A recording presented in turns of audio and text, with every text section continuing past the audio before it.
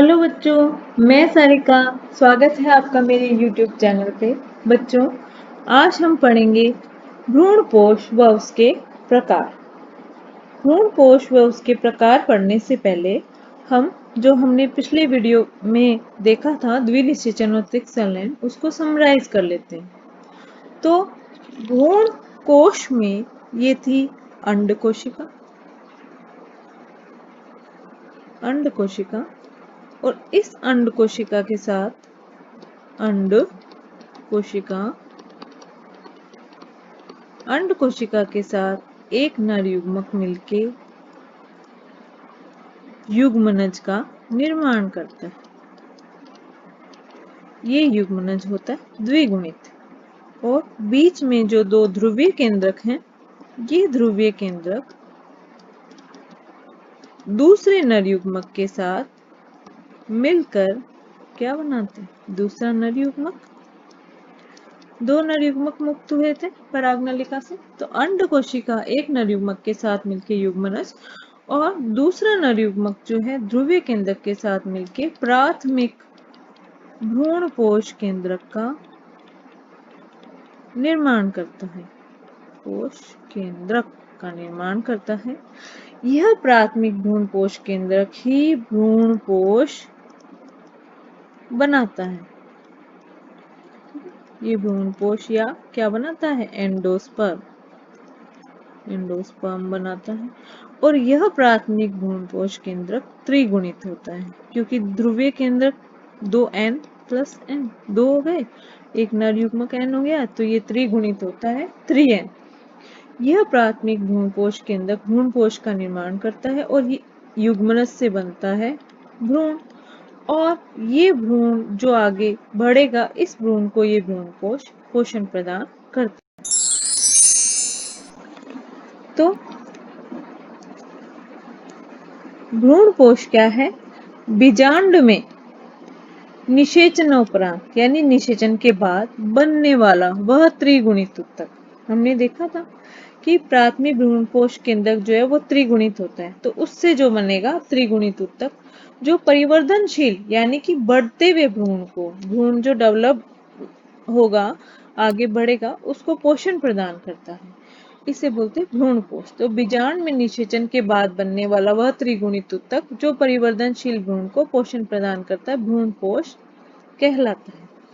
भ्रूणपोष का निर्माण सदैव प्राथमिक भ्रूणपोष केंद्रक में विभाजन के कारण होता है।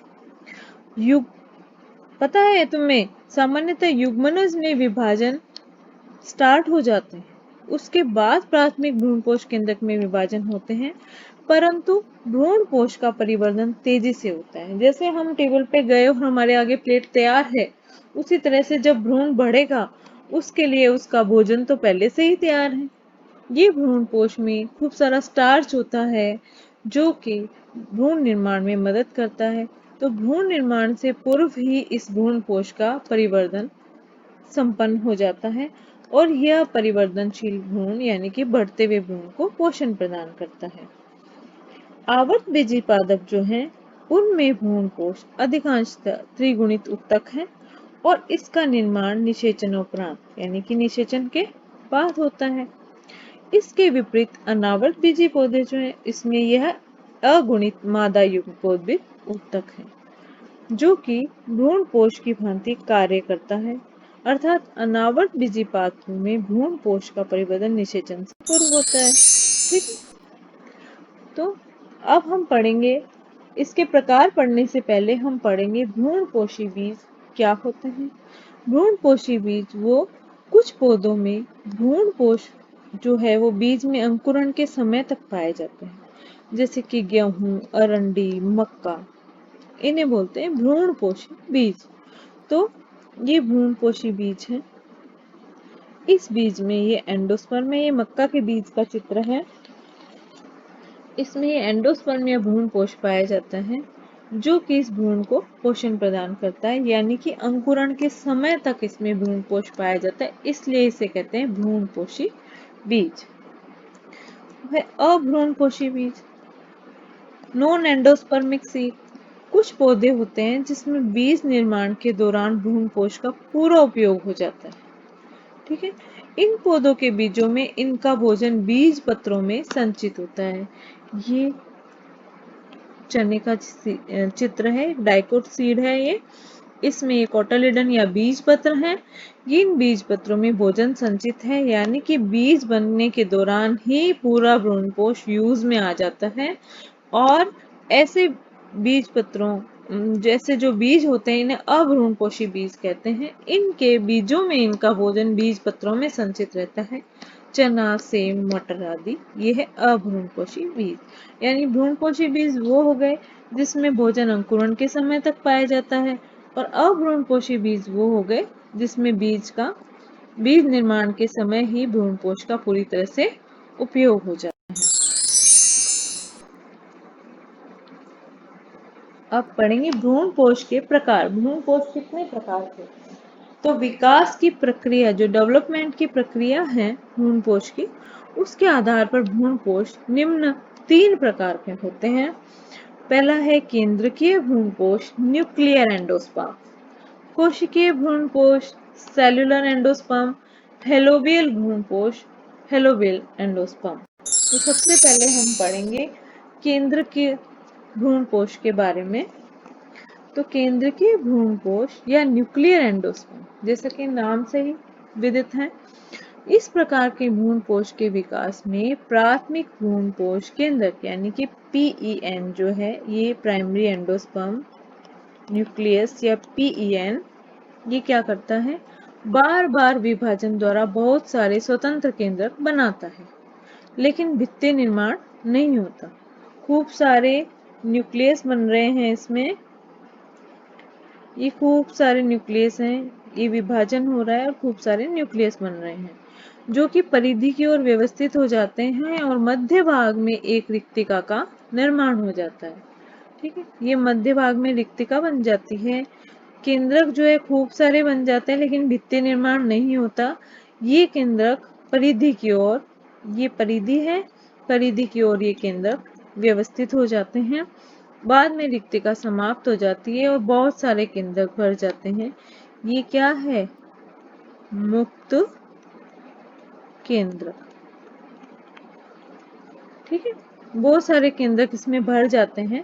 कुछ समय पश्चात इसमें भित्ति निर्माण हो जाने से यह कोशिकीय हो जाता है। तो केंद्रकीय भ्रूणपोष क्या हो गया, ऐसा भ्रूणपोष जिसमें खूब सारे मुक्त केंद्रक होते हैं और भित्ति निर्माण नहीं होता, तो बीच में रिक्तिका बनने की वजह से परिधि की ओर व्यवस्थित हो जाते हैं। बाद की जो परिस्थिति है उसमें भित्ति का निर्माण होता है, बाद में कोशिकीय हो जाते हैं। और आवर्त बीजी पादपों के लगभग 56% यानी कि 56% कुलों में केंद्र की भ्रूणपोष ही पाए जाते हैं। एग्जाम्पल उदाहरण है इसका पॉलीपेटली गण के सदस्य जैसे कि कैप्सुला। नारियल के पानी में भी केंद्रकीय भ्रूणपोष पाया जाता है, इसे कहते हैं तरल भ्रूणपोष। ठीक है, तो केंद्रकीय भ्रूणपोष, प्राथमिक भ्रूणपोष केंद्रक में बार बार विभाजन होना, बहुत सारे स्वतंत्र केंद्रक बन जाते हैं, केंद्रक परिधि की ओर आ जाते हैं, बीच में रिक्तिका बन जाती है, बाद में रिक्तिका समाप्त हो जाती है और फ्री न्यूक्लियाई खूब सारे देखे जा सकते हैं। ठीक है, 56% फूलों में इसका निर्माण होता है, जैसे पॉलीपेटली गण के सदस्य जैसे कि कैप्सुला। नारियल के पानी में भी केंद्रकीय भ्रूणपोष पाया जाता है। ये नारियल का चित्र है, नारियल में ये केंद्रकीय भ्रूणपोष है। नारियल में जो वाटर होता है, इस वाटर में खूब सारे फ्री न्यूक्लियाई होते हैं, इसमें मुक्त केंद्रकीय भ्रूणपोष पाया जाता है। और ये जो नारियल का खोपरे वाला पार्ट है, व्हाइट वाला पार्ट, इसमें क्योंकि शुरू में ग्रीन नारियल जो होता है उसके अंदर केवल पानी ही होता है, बाद में यह जमकर ये खोपरा बना देता है। इस खोपरे में क्या होता है कि इन केंद्रकों में बाद में भित्ति का निर्माण होने की वजह से इसका ये व्हाइट पार्ट या खोपरा बन जाता है।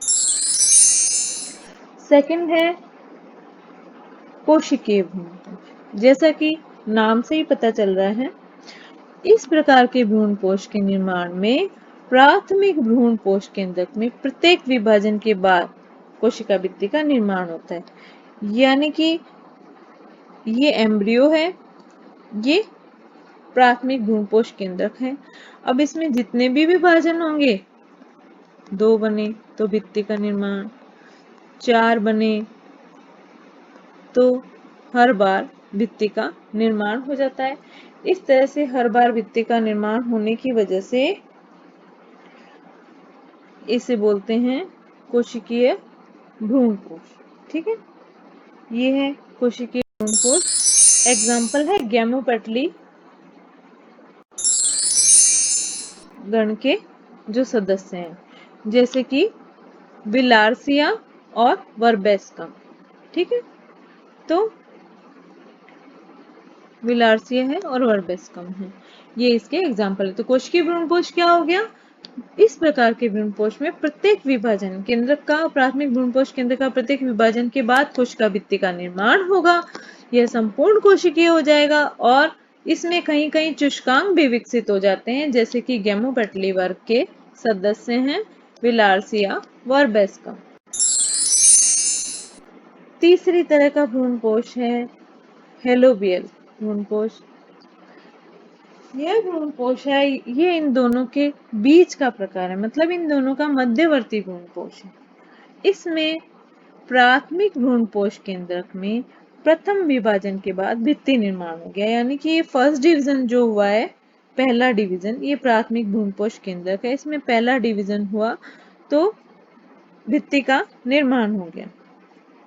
एक बड़ी कोशिका बनी और एक छोटी कोशिका बन जाती है। तो ये बड़ी कोशिका है, ये बीजांड द्वारीय जो छोर है उसकी तरफ की कोशिका होती है, ये बड़ी होती है,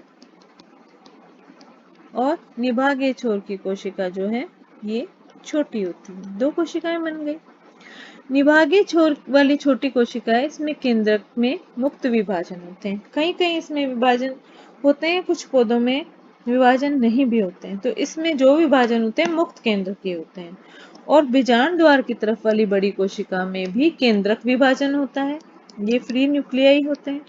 बाद की अवस्थाओं में इनमें भित्ति का निर्माण हो जाता है और यह केंद्रकीय व कोशिकीय भ्रूणकोश का मिला जुला रूप है। तो हेलोबियल भ्रूणकोश क्या हो गया? दोनों, जो केंद्रकीय और कोशिकीय भ्रूणकोश का मिला जुला रूप है, और इसमें पहला विभाजन जो होता है उसमें विभाजन होते ही भित्ति का निर्माण हो जाता है। एक बड़ी कोशिका जो बीजांड द्वारीय छोर वाली होती है और एक छोटी कोशिका जो निभागीय छोर वाली होती है, ये छोटी कोशिका बनती है। निभागीय छोर वाली कोशिका में विभाजन हो भी सकता है और नहीं भी। तो जब इसमें विभाजन होता है तो मुक्त विभाजन होते हैं, और बीजांड द्वार की तरफ वाली बड़ी कोशिका में केंद्रक विभाजन होता है, भित्ति निर्माण हो जाता है। तो बाद की अवस्थाओं में यह भी कोशिकीय हो जाता है। ठीक है, तो ये केंद्रकीय व कोशिकीय भ्रूणकोश का मिला जुला रूप है। एग्जाम्पल है एक बीजपत्री पौधे, इनमें भी हेलोबियल गण के सदस्य हेलोबियल भ्रूणकोश का एग्जाम्पल है। तो बच्चों, हमने 3 तरह के एंडोस्पर्म के बारे में पढ़ा। सबसे पहला न्यूक्लियर एंडोस्पर्म या फिर केंद्रकीय भ्रूणकोश, जिसमें कि प्रथम विभाजन के बाद सब के सब क्या है, ये मुक्त केंद्रक बनते हैं। बाद की अवस्थाओं में इसमें भित्ति का निर्माण होता है। कोशिकीय भ्रूणकोश जो होता है उसमें हर केंद्रक विभाजन के बाद भित्ति का निर्माण होता है, इसलिए इसको बोलते हैं कोशिकीय भ्रूणकोश। हर केंद्रक विभाजन के बाद भित्ति का निर्माण होता है। और हेलोबियल भ्रूणकोश जो है ये इन दोनों के बीच का मध्यवर्ती प्रकार है। इसमें 2 कोशिकाएं बनती है, एक बड़ी और एक छोटी। जो पहले इसके अंदर खूब सारे मुक्त केंद्रक पाए जाते हैं और बाद की अवस्थाओं में इसमें भित्ति का निर्माण हो जाता है। अब हम पढ़ेंगे भ्रूणकोश के कार्य क्या है, फंक्शन ऑफ एंडोस्पर्म। सबसे पहला, परिवर्तनशील भ्रूण को पोषण प्रदान करना। हमने देखा बढ़ता हुआ जो भ्रूण है उससे पहले भ्रूणकोश विकसित हो जाता है और बढ़ते हुए भ्रूण को यानी परिवर्तनशील भ्रूण को जो डेवलपमेंट जिस एम्ब्रियो का हो रहा है उसको ये पोषण प्रदान करता है। दूसरा, कुछ पौधों में कोशिकीय भ्रूणपोष में चूषकांग पाए जाते हैं, होस्टोरिया पाए जाते हैं। किसमें? कोशिकीय भ्रूणपोष में, जो भ्रूणपोष अथवा उसके बाहर स्थित कोशिकाओं से भी भोजन का चूषण कर सकते हैं। तीसरा है, भ्रूणपोषी बीजों में भ्रूणपोष नवोद्भिद पादप को पोषण प्रदान करता है, यानी बढ़ते हुए जो पौधा है उसको पोषण प्रदान करता है। तो बच्चों, हमने देखा कि किस तरह से जो ध्रुवीय केंद्रक थे उसके साथ नर युग्मक मिला और फिर नर युग्मक के मिलने से प्राथमिक भ्रूणपोष केंद्रक का निर्माण हुआ। इस केंद्रक से भ्रूणपोष बना।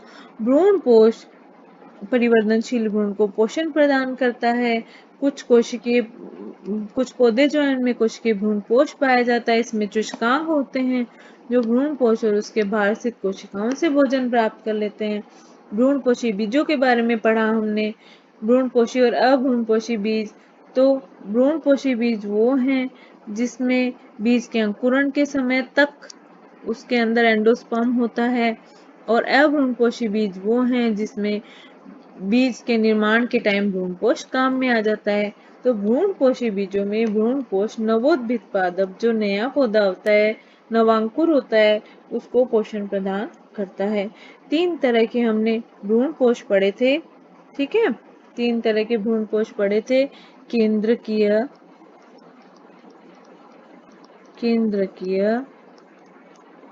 कोशिकीय